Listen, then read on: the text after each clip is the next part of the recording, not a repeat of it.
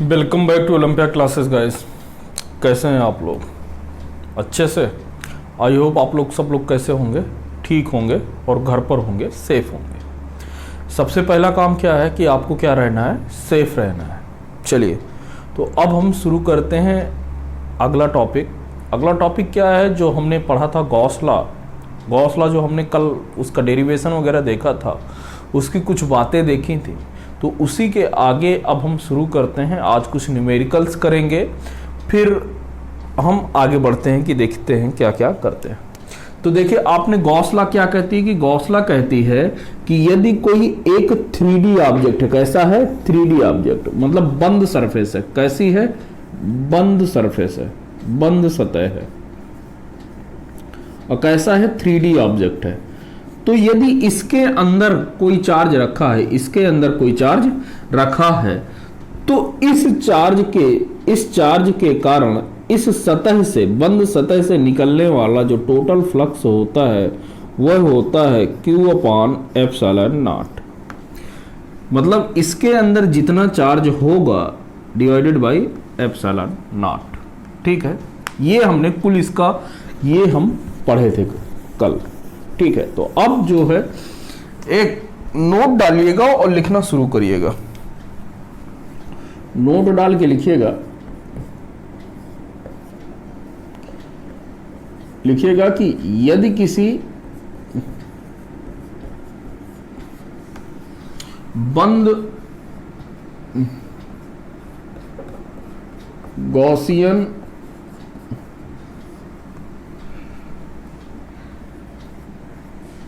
पृष्ठ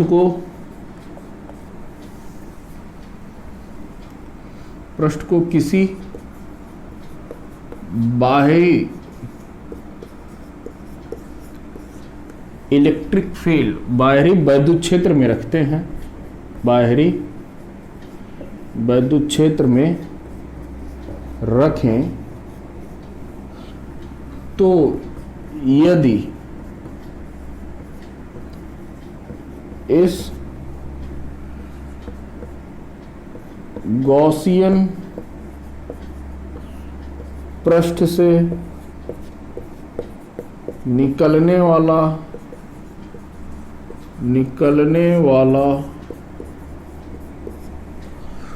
कुल फ्लक्स 0 हो, कुल फ्लक्स 0 हो,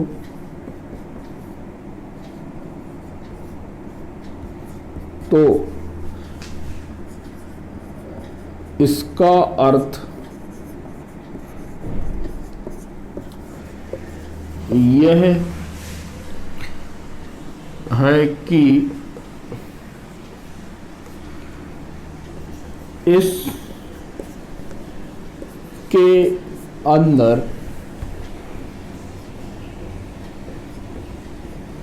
कोई आवेश उपस्थित नहीं है। ठीक है, और यदि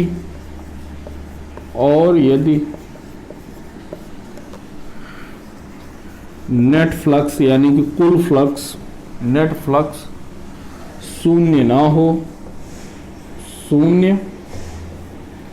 ना हो, तो इसका अर्थ यह है कि इसके अंदर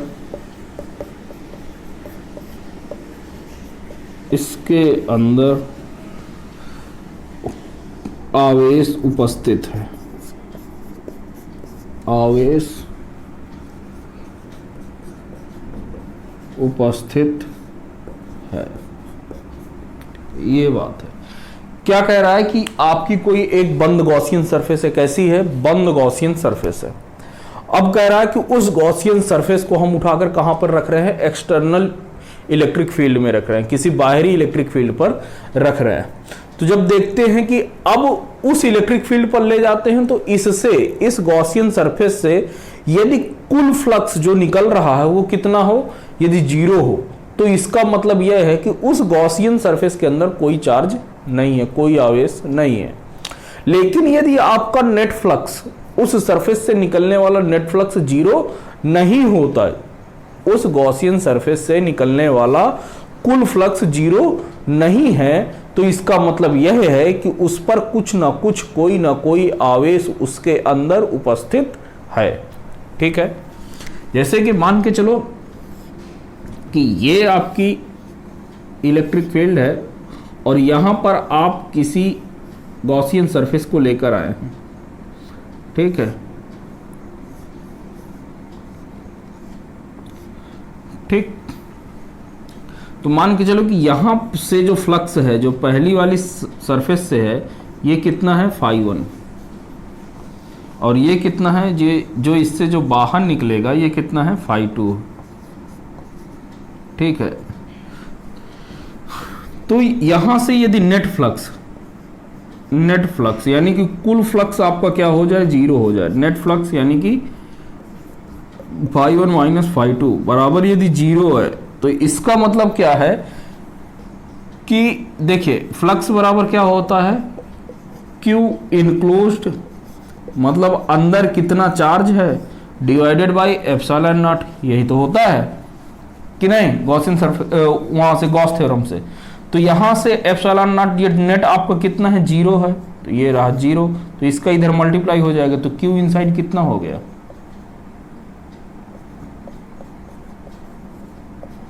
Q इनसाइड आपका 0 हो गया। मतलब अंदर आपका चार्ज कितना है, 0 है। नोट कर लीजिए इसे।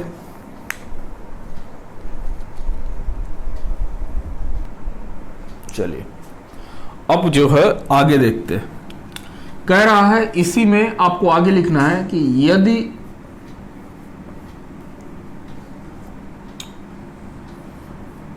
इलेक्ट्रिक फ्लक्स जो है, मतलब φ1 माइनस का φ2 जो है आपका, वो यदि आपका कैसा है, पॉजिटिव है। कैसा है, पॉजिटिव है। इसका अर्थ यह है कि, इसका अर्थ यह है कि इसके अंदर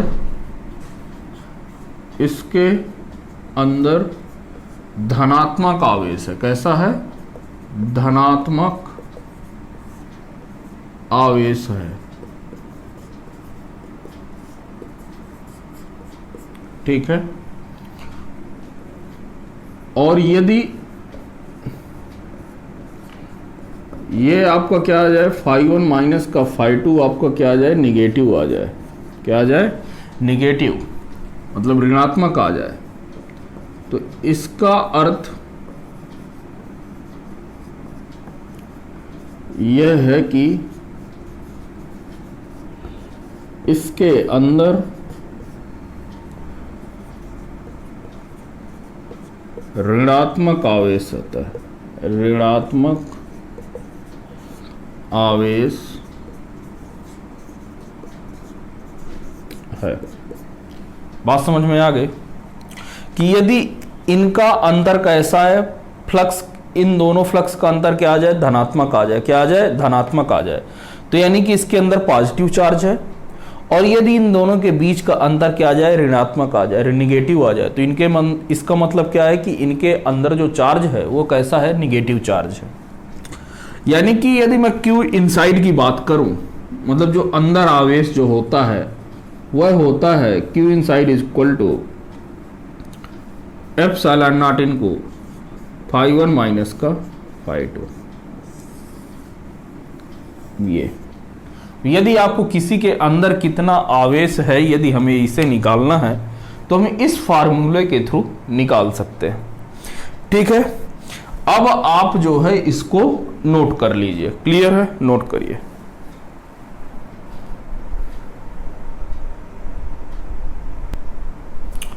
तो चलिए अब अगली हेडिंग डालते हैं। अगली हेडिंग है हमारी कि भाई हम गॉसियन सरफेस कैसे, मतलब गॉसियन पृष्ठ कैसे चुनते हैं, उसे सेलेक्ट कैसे करते हैं। ठीक है, तो अगली हेडिंग है, लिखिएगा गॉसियन पृष्ठ को चुनने का नियम, चुनने का नियम।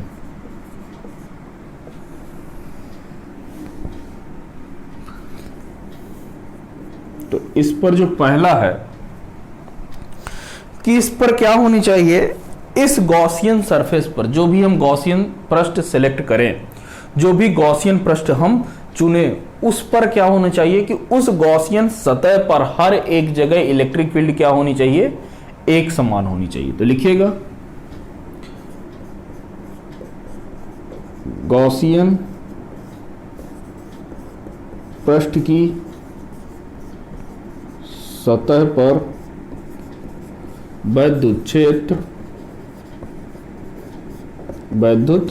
क्षेत्र एक समान होना चाहिए। कैसा होना चाहिए, एक समान होना चाहिए। ठीक है। दूसरा है कि जो भी हम गॉसियन सरफेस लें, जो भी हम गॉसियन सरफेस लें, उसको जो है चार्ज के अबाउट, आवेश के और आधार पर उसे क्या होना चाहिए, सिमेट्रिक होना चाहिए, मतलब एक समान होना चाहिए, मिरर इमेज होना चाहिए। सिमेट्रिक का मतलब लिखिए, अब मैं सिमेट्रिक का मतलब समझा दूंगा यार, हिंदी तो मुझे अभी नहीं पता चल रहा है। लिखिएगा समरूप होना चाहिए। क्या होना चाहिए, समरूप होना चाहिए। लिखिएगा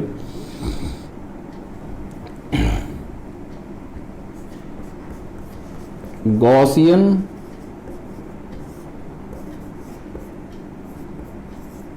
पृष्ठ को आवेश के चारों ओर समरूप होना चाहिए, समरूप होना चाहिए। या इसको इंग्लिश में यार लिख लीजिए तो ज्यादा समझ में आए कि गॉसियन सरफेस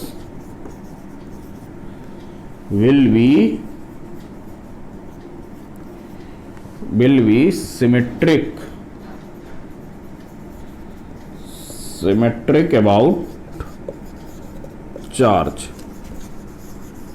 चार्ज के अबाउट क्या होना चाहिए, सिमेट्रिक होना चाहिए। ठीक है। अभी देखिए जब हम क्वेश्चन करेंगे तो ये सब सारी चीजें समझ में आ जाएंगे। तीसरा क्या है, तीसरा यह है कि जो गॉसियन सरफेस होती है उसमें उसकी जो इलेक्ट्रिक फील्ड होती है, जो वैद्युत क्षेत्र होता है और जो एरिया वेक्टर होता है, जो एरिया वेक्टर होता है, उनके बीच का एंगल क्या होना चाहिए, या तो 0 डिग्री या 90 डिग्री। ऐसा नहीं है कि यदि इनके अलावा होगा तो हम लगा नहीं सकते हैं, हम गॉस की थ्योरम लगा सकते हैं, लेकिन वो इतनी कॉम्प्लेक्स हो जाएगा मैथ कि हम उसके क्वेश्चन सॉल्व नहीं कर पाएंगे। ठीक है, तो लिखिएगा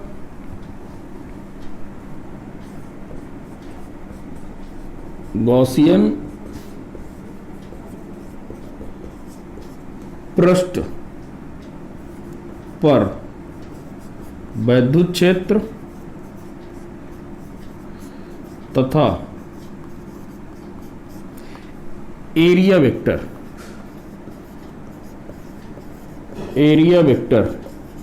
के बीच का कोण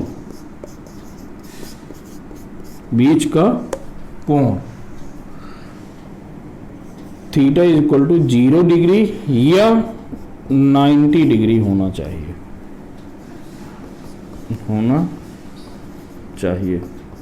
ठीक है यार, ऐसा नहीं है कि, मैं फिर से बता दे रहा हूं, ऐसा नहीं है कि यदि 0 डिग्री या 90 डिग्री एंगल नहीं होगा तो आप गॉस लॉ नहीं लगा सकते हैं। गॉस लॉ लगा सकते हैं, गॉस का नियम लगा सकते हैं, लेकिन मैथमेटिक्स आपकी इतनी टफ हो जाएगी कि वो आप सॉल्व नहीं कर पाएंगे। तो इस वजह से हम सारी चीजें कैसे लेते हैं, एंगल हमेशा 0 डिग्री या 90 डिग्री ऐसी गॉसियन सरफेस चुनते हैं जहां पर इलेक्ट्रिक फील्ड और एरिया वेक्टर क्या होना चाहिए, के बीच का जो एंगल है वो थीटा बराबर 0 डिग्री या 90 के बीच का एंगल होना चाहिए। ठीक है, चलिए तो अब हम कुछ इसके क्वेश्चन करते हैं। ठीक है, तो गॉसियन पृष्ठ चुनने के लिए मैंने आपको कितने नियम बताए, 3। पहला क्या है कि गॉसियन पृष्ठ की सतह पर हर एक जगह पर क्या होना चाहिए, वैद्युत क्षेत्र एक समान होना चाहिए, मतलब इलेक्ट्रिक फील्ड हर एक जगह कैसी हो, एक समान। दूसरा आपने क्या लिखा, दूसरा लिखा कि जो गॉसियन सरफेस है, जो गॉसियन सरफेस है, जो गॉसियन पृष्ठ है, उसे चार्ज के अबाउट सिमेट्रिक होना चाहिए। क्या होना चाहिए, सिमेट्रिक होना चाहिए।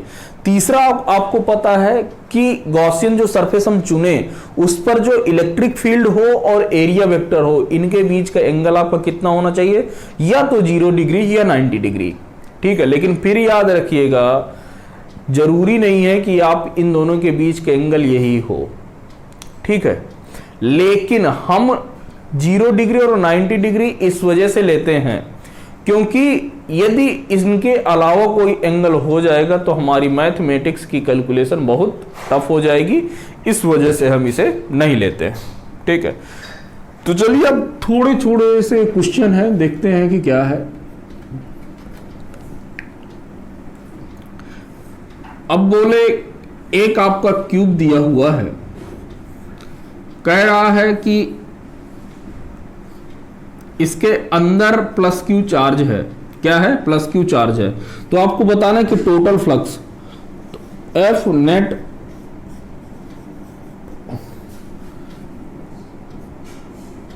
कितना होगा, कितना होगा पूरे घन के लिए। ठीक है, पूरे घन से कितना निकलेगा फ्लक्स। तो फ्लक्स बराबर आपको पता है, अभी आपने पढ़ा है, फ्लक्स बराबर क्या होता है, Q inside divided by epsilon not, यही तो पढ़ा है। तो यहां से कितना हो जाएगा, क्यू अपॉन एप्सिलॉन नॉट, ये तो आसान था। फिर दूसरा देखिए, दूसरा कह रहा है कि एक आपका यही आपका क्या है, एक क्यूब है। ठीक है, ये रहा आपका एक क्यूब रहा। अब कह रहा है कि इस पर चार्ज प्लस क्यू रखा हुआ है, ठीक है, इसके अंदर, और कह रहा है कि इसकी एक सतह से कितना फ्लक्स निकलेगा, इसकी एक सतह से कितना फ्लक्स निकलेगा, कितना फ्लक्स निकलेगा, ध्यान से समझना यार। टोटल फ्लक्स कितना होगा, टोटल, तो जो क्यूब के लिए इसके क्यूब के लिए निकलेगा वो कितना होगा, क्यू इनसाइड, तो कितना चार्ज है अंदर, Q divided by epsilon not, ये तो इतना रहा। अच्छा, एक चीज ध्यान देखो, तो क्यूब में कितनी सतह होती हैं, घन में कितनी सतह होती है, या एक आप कमरा देखो तो कमरे में कितनी सतह होती हैं, एक ये वाली बोर्ड वाली दीवार, एक बोर्ड के सामने वाली दीवार, एक मेरे राइट साइड पे, एक मेरे लेफ्ट साइड पे, ठीक है, एक दाएं एक बाएं, एक बोर्ड वाली दीवार हो गई, एक बोर्ड के सामने वाली दीवार हो गई, एक मेरे राइट साइड पे हो गई, एक लेफ्ट साइड पे हो गई, एक ऊपर हो गई और एक नीचे। तो टोटल कितनी सतह होती है, 6। तो टोटल 6 सतह होती हैं, कुल 6 सतह होती हैं। ठीक है, कुल 6 सतह होती हैं और 6 सतहों से कितना निकल रहा है, इससे निकल रहा है क्यू अपॉन एप्सिलॉन नॉट। तो एक सतह से कितना निकलेगा, एक सतह से, तो एक सतह से निकलेगा क्यू अपॉन 6 एप्सिलॉन नॉट। ठीक, अगला क्वेश्चन, अगला क्वेश्चन है कि एक आपका मान के चलो कि क्या दिया हुआ है, स्फीयर दिया हुआ, क्या दिया हुआ है, ये हेमी स्फीयर है, कैसा है, अर्धगोला है, क्या दिया हुआ है, अर्धगोला, और इसके यहां पर एक क्यू चार्ज दिया हुआ है। आपसे पूछा है कितना फ्लक्स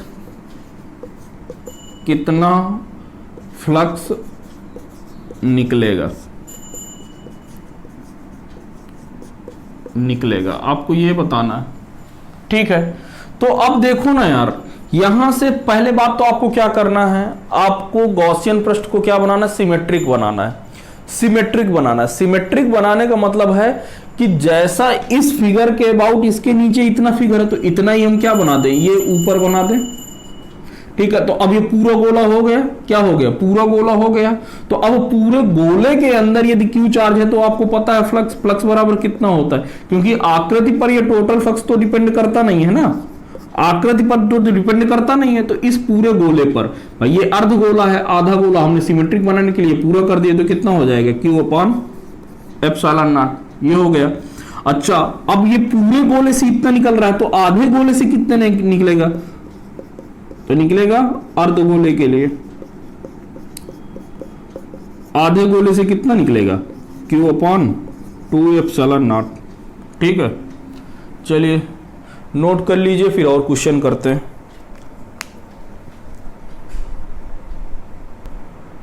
चलिए अब एक क्वेश्चन और देखते हैं। एक क्वेश्चन है कि एक आपका क्या है, यही क्यूब है, क्या है, क्यूब है,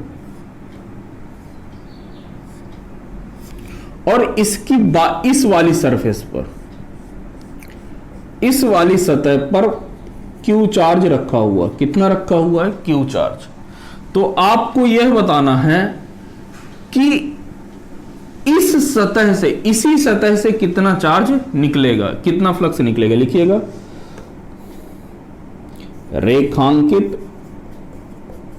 रेखांकित भाग से कितना फ्लक्स निकलेगा, कितना फ्लक्स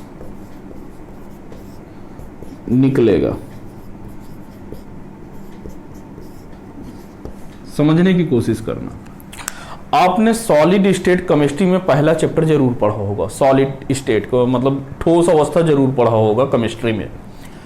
तो कुल मिला के अब वहीं के कॉन्सेप्ट कुछ यूज हो रहे हैं, तो थोड़ा सा ध्यान देना। ये क्या है, आपने लिखा जो है कि एक आपका क्यूब है, ये जो चार्ज है ना क्यूब के अंदर नहीं रखा, कहां पर रखा, उसकी सतह पर रखा है। ये जो रेखांकित सतह है, रेखांकित सतह पर ये क्या रखा है, क्यू रखा है। पहले बात समझना। तो यार हमें क्या बनाना है, सबसे पहला काम क्या करना है, हमें उस एक फिगर बनाना है, वो है गॉसियन सरफेस लेना है जो क्या हो, चार्ज के अबाउट सिमेट्रिक हो। चार्ज के अबाउट सिमेट्रिक का मतलब चार्ज के इधर जो आकृति है वही आकृति क्या हो, इधर हो। तो यानी कि ये वाला फिगर कुछ ऐसे होगा, ठीक है, कुछ यार ना, मतलब ये क्यूब कुछ ऐसा बन जाएगा, मैं बना नहीं पा रहा हूं क्लियरली, क्यूब कुछ ऐसा बनेगा, देख लेना यार, एक मिनट, जैसे बात समझो।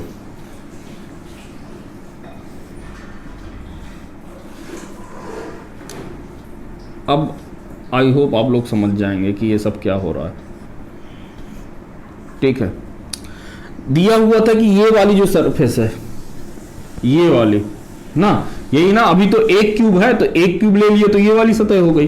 इसकी सतह पर क्यू चार्ज रखा हुआ, किसकी सतह पर, क्यू चार्ज।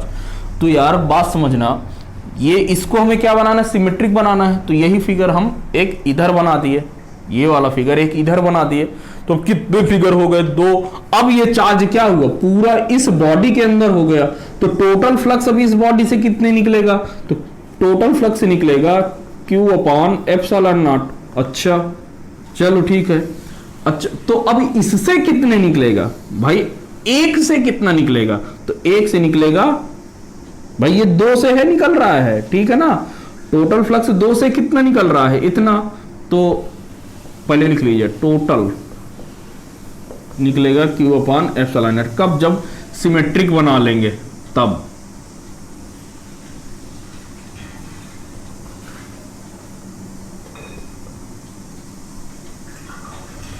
ठीक है, जब सिमेट्रिक बना लेंगे तब। ये तब निकल रहा है। बात समझ में आई? तो जब हम इसको सिमेट्रिक बना लेंगे तब ये निकल रहा है टोटल फ्लक्स। तो आधे से कितना निकलेगा, इस भाग से, रेखांकित से,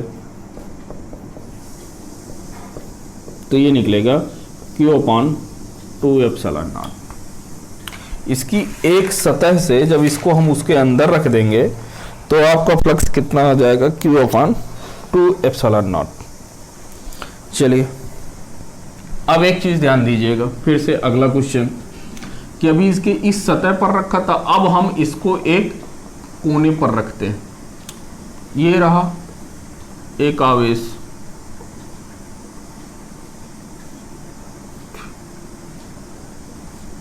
ये रहा एक आवेश, और यहां पर Q आवेश अब मैं इसके एक कोने पर रख रहा हूं। ठीक है, तो इस कोने पर रखे आवेश के कारण इस क्यूब से कितना फ्लक्स निकलेगा,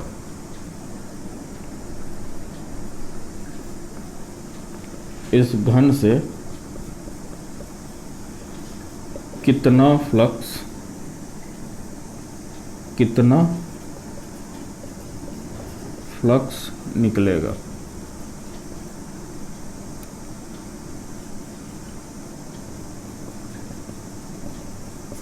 निकलेगा, ये आपको देखना है। तो चलिए ध्यान से देखिएगा, ये क्या है, आपके कोने पर रखा हुआ है। ध्यान से देखो तो इसमें कितने कोने हैं, 8। 1 2 3 4 5 6 7 8। इस क्यूब में कितने कोने हैं, 8 कोने। तो यदि, पहले बात समझना, पहले पूरी तरह से बात समझ लो। इसको हमें क्या करना है, इसको, इस फिगर को क्या बनाना है, सिमेट्रिक बनाना है। क्या बनाना है, सिमेट्रिक बनाना है। सिमेट्रिक बनाने का मतलब यह है कि ये जो चार्ज है ना पूरा ढक जाए। क्या हो जाए, पूरा ढक जाए। तो एक बात आप समझिएगा, ध्यान दीजिएगा थोड़ा सा, कि एक कमरा है, आपने क्या बना दिया, एक कमरा बनाया, एक रूम बनाया, और रूम के ऊपर किसी कोने पर आपने एक गेंद रखी। क्या रखी, एक गेंद रखी। तो गेंद को क्या होगा, ये जैसे गेंद हो गई, ठीक है, और इसको आप रूम पे रख रहे हैं। समझने की कोशिश करना यार, ये आपकी एक गेंद रही, तो एक आपका रूम, एक ये वाला हो जाएगा। इस कोने पर मान के चलो कि आपकी क्या रखी हुई, गेंद रखी हुई है, ठीक है, इस कोने पर। तो एक रूम तो ये वाला हो गया, इसके नीचे वाला ये वाला, एक रूम इसके बगल वाला, एक रूम इसके इस बगल वाला, और एक रूम इसके इस बगल वाला। ठीक है, ये तो बात समझ आ गई। चलो एक चीज समझना पहले फिर से, यार ये आधी गेंद दिख रही होगी ना, तो एक तो हम कुछ इसको ऐसे बना लेंगे, एक तो ये बन गया एक रूम, एक इसी के ऊपर रखेंगे, एक इसी के ऊपर, एक इसके ऊपर रखेंगे, एक उसके ऊपर रखेंगे, तो आधी गेंद क्या हो जाएगी, ढक जाएगी। हमें ढकना क्या है, पूरी गेंद। तो यानी कि 4 क्यूब लगे हैं इसको ढकने में, आधे भाग को। तो पूरे भाग को ढकने में कितने लगेंगे, 8 क्यूब, क्योंकि इतने ही क्यूब कितने बनाने पड़ेंगे पीछे भाई। 1 2 तो ये हो गए, एक इसके ऊपर और एक इसके ऊपर, एक इसके ऊपर और एक इस वाले के ऊपर। तो कितने क्यूब हो गए, 4 क्यूब हो गए ये वाले। फिर ये तो आधा अभी ढका है ना, ये वाला अभी ढका है इससे। पूरा कब ढकेगा, जब पीछे की तरफ भी 4 बनेंगे, पीछे की तरफ भी एक के ऊपर एक 4 बनेंगे। तो कितने हो जाएंगे टोटल, 8 क्यूब। तो वहां से सिमेट्रिक के कारण पूरा नेट कितना है, 8 क्यूबों से कितना निकल रहा है, Q अपॉन एप्सिलॉन नॉट। तो एक क्यूब से कितना निकलेगा, लिखिएगा 1 से Q अपॉन 8 एप्सिलॉन नॉट। ठीक है, ये कहां से निकल रहा है, 8 घनों से है, निकल रहा है 8 घनों से। ठीक है, तो 1 से कितना निकलेगा, Q अपॉन एप्सिलॉन नॉट। ये है, नोट कर लीजिए, नोट कर लिया। अब यार इससे एक क्वेश्चन और पूछ सकता है इसी में से, कि ये भी ये वाला हो गया, ठीक है, तो इससे जो है एक क्यूब रखा है, तो इसकी सतह से कितना फ्लक्स आएगा? एक क्यूब से तो इतना निकल रहा है, ठीक है ना, यदि ये वाला भाग है तो इतना निकल रहा है। फिर यदि इससे ये पूछ ले कि इस एक सतह से कितना आएगा, ठीक है, ये तो पहला क्वेश्चन हो गया, ठीक है ना, इसको आप नोट कर लीजिएगा। अब इसी पर लिखता हूं कि इस रेखांकित सतह से कितना फ्लक्स निकलेगा, कितना फ्लक्स निकलेगा। थोड़ा सा समझने की कोशिश करिएगा। ये तो समझ में आ गया कि इससे केवल एक घन से कितना निकलेगा, एक घन से Q/8ε0 निकलेगा। ये तो समझ में आ गया, क्लियर है। अब देखना, जब मैं इसको चारों तरफ से ढक दूंगा, मतलब जैसे पहले ये वाला बना दिया, ठीक है, फिर इसके ऊपर भी एक बन गया, बात समझना, इसके ऊपर भी आपका क्या बन गया, एक बन गया,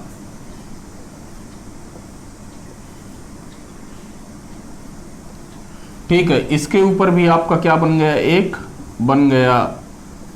तो फिर के लिए देख लो ना, ये तो चार हो गए, ये चार हो गए ना, चार क्यूब हो गए। कितने हो गए, चार क्यूब। चार क्यूब इसके पीछे होंगे, चार क्यूब इसके क्या होंगे, इसके पीछे होंगे। चार क्यूब भाई, एक के ऊपर एक ये रहा, एक इसके ऊपर रख गया, दो, एक ये और एक ये, इसके ऊपर दो, तो दो दो कितने हो गए, चार। तो चार ये आगे हो गए, तो चार इसी तरह के क्या होंगे, पीछे होंगे। चलिए अब क्या होगा, ध्यान से देखिएगा। अब ध्यान से देखना, तो ये वाली सतह है, क्या इस वाली सतह से फ्लक्स निकल पाएगा, क्या इस वाली से नहीं निकल पाएगा। क्या होगा, नहीं निकलेगा। क्यों नहीं निकलेगा, क्योंकि यार ये वाली सतह तो इससे ढकी हुई है ना, इस वाले क्यूब से। ये वाली सतह तो इस वाली क्यूब से ढकी हुई है, ठीक है, मतलब ये क्या है, कवर्ड है। ये वाली सतह क्या है, कवर्ड है। अच्छा, ऊपर वाली देखो, ये वाली जो ऊपर वाली है, क्या इससे निकल पाएगा, क्या इससे नहीं निकल पाएगा, नहीं निकल पाएगा। क्यों नहीं निकलेगा, क्योंकि इसके ऊपर भी तो क्यूब रखा हुआ है ना, इसके ऊपर क्यूब रखा हुआ, तो यानी यहां से नहीं निकला। एक और दो सतह हो गई। अच्छा, तो यार ये बताओ मुझे, ये ऊपर वाली हो गई, एक ये बगल वाली, ये वाली सतह जो होगी, ये वाली मतलब प्लेन वाली, इस बोर्ड वाली जो सतह होगी, क्या इससे निकल पाएगा, क्या नहीं। क्यों, क्योंकि इसके पीछे भी तो क्यूब बना है ना। तो तीन सतह आ गई जो आपकी क्या है, कवर्ड है। कैसी हैं, तीन सतह आपकी आ गई जो क्या है, कवर्ड है। तो ये कितने से निकल रहा है, ये निकल रहा है तीन सतहों से। क्यों, क्योंकि एक क्यूब में कितनी सतह होती है, 6। तो कवर्ड कितनी है, मतलब कितने से नहीं निकल पा रहा है फ्लक्स, तीन से। वो मैंने आपको बता दिया। अब तीनों से क्यों नहीं निकल पा रहा है, क्योंकि तीनों जो है एक न किसी क्यूब के कारण क्या है, ढकी हुई हैं। तो उन तीन जगहों से तो नहीं निकलेगा। तो यानी कि जो टोटल निकल रहा है Q/8ε0, ये कितने सतह से निकल रहा है, तीन सतह से। कितनी सतह से निकल रहा है, तीन सतह से। तो लिखिएगा, तीन सतह से निकल रहा है, तीन सतह से निकलेगा। अब तीन सतह देख लो भाई, देखो, एक तो इस सतह से निकल आएगा, ठीक है, एक ये जो नीचे वाली से निकल आएगा, कौन सा, नीचे वाली से, और एक क्या होगी जो बाहर वाला होगा ना, ये बाहर वाला, तो इससे निकल आएगा। तो तीन आपकी ओपन सरफेस हो जाएंगी। तो एक सतह से जो निकलेगा रेखांकित से निकलने के लिए कितना होगा, Q/3 × 8ε0, मतलब Q/ कितना हो जाएगा ये, 24ε0। इस क्वेश्चन में बहुत सारे स्टूडेंट आपके क्या करते हैं, गलती करते हैं। रीजन यह है कि लड़का जहां देखता है, बच्चा देखता है स्टूडेंट कि Q/8 इससे निकलेगा, ये वाला कॉन्सेप्ट तो क्लियर रहता है। वो फिर सोचने लगता है कि कितनी सतह होती हैं एक क्यूब में, 6, तो एक से कितना निकलेगा, तो यहां पर 6 का मल्टीप्लाई कर देता है तो कितना आ जाता है 48, और आपको वो ऑप्शन में पक्का देगा, आप गलत मार के आ जाओगे। तो करना क्या है, थोड़ा सा दिमाग लगाना है कि 3 सतह उसकी कैसी हो जाएंगी, कवर्ड हो जाएंगी, और 3 से ही निकलेगा, तो कितना निकलेगा Q/24ε0। चलिए इसे नोट कर लीजिए, फिर आगे बढ़ते हैं।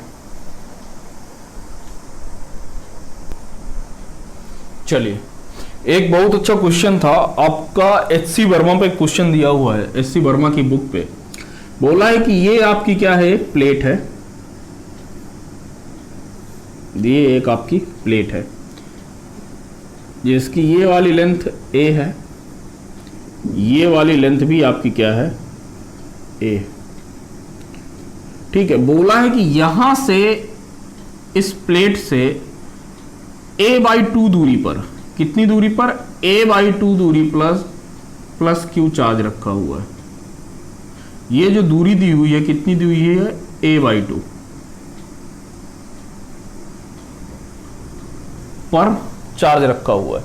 तो इस चार्ज के कारण इस प्लेट से कितना फ्लक्स निकलेगा, तो लिखिएगा आवेश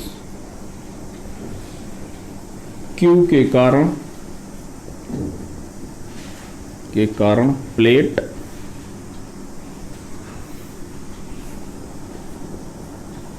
से कितना फ्लक्स निकलेगा। चलिए तो देखते हैं, करना तो है ही है। चलिए करिए, 2 मिनट पॉज करके ट्राई करिए। आई होप आप लोगों ने पॉज किया होगा और ट्राई किया होगा। तो चलो यार, अब यदि मैं देखो तो ये क्या है, एक तरीके से ये A है, ये A है, ये A/2 है, यानी कि इसके ऊपर सिमेट्रिक कब आएगी, जब मैं क्या बना दूं, क्यूब बना दूं। ध्यान से समझना, ये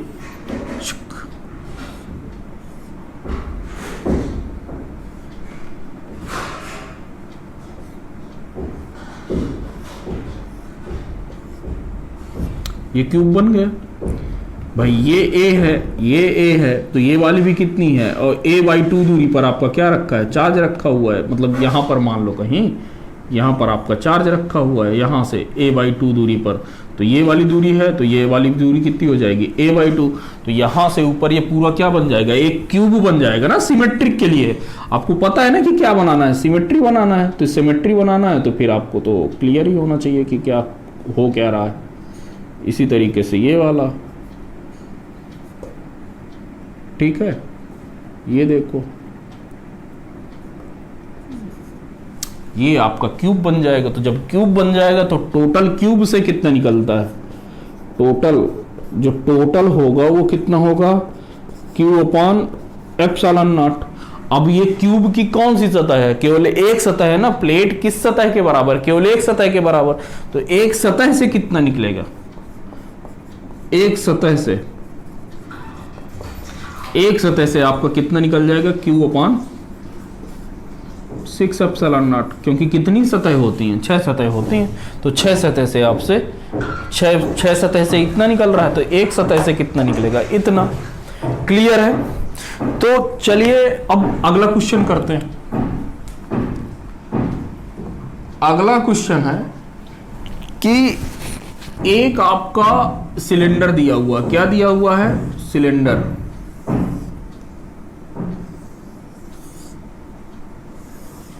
एक आपका सिलेंडर दिया हुआ है, ठीक है। ये बोला है कि इसकी जो लेंथ है वो कितनी है, 2r। कितनी है, 2r। यहां पर बोला है कि कोई एक आपका आवेश रखा है और इसकी जो त्रिज्या है वो कितनी है, r। क्या है, r। तो आपको बताना है कि इसकी कर्व्ड सरफेस से, किससे, कर्व्ड सरफेस। तो लिखिएगा बेलन के वक्र सतह से या वक्र पृष्ठ से कितना फ्लक्स निकलेगा।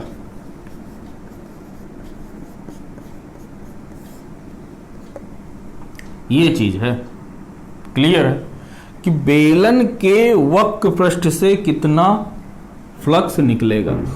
यानी कि देखो, हमें इससे और इससे नहीं निकालना, मतलब इससे कितना निकल रहा है हमें कोई मतलब नहीं, हमें मतलब किससे है। देखो, बेलन का वक्र पृष्ठ किसे कहते हैं, ये आपका क्या हो गया है, एक तरीके से ये क्या है, जो मार्कर है वो क्या है, आपका वक्र बेलन है सॉरी, ये क्या है, आपका बेलन है। अब बेलन का आपका ये मार्कर का जो ऊपर वाला है, ये वाला, इस वाले हिस्से से कितना निकल रहा है कोई फर्क नहीं है, हमें इससे कितना निकल रहा है कोई मतलब नहीं है, हमें मतलब किससे है, ये वाले से, कर्व वाले से, ये जो गोलाई वाला भाग ये वाला है, इससे कितना निकल रहा है हमें इससे मतलब है। चलिए, तो कैसे निकालें। एक आपने पढ़ा होगा क्वेश्चन, इसके पहले लेक्चर पे मैंने करवाया था कि एक डिस्क है या कोन से कितना फ्लक्स निकलता है यदि उस पर, उसके शीर्ष पर Q आवेश रखा हो, याद है। तो इससे जो फ्लक्स निकलता था कितना आता था, फ्लक्स बराबर, याद होगा तो Q/2ε0 1 माइनस का cos थीटा, याद है, यही है।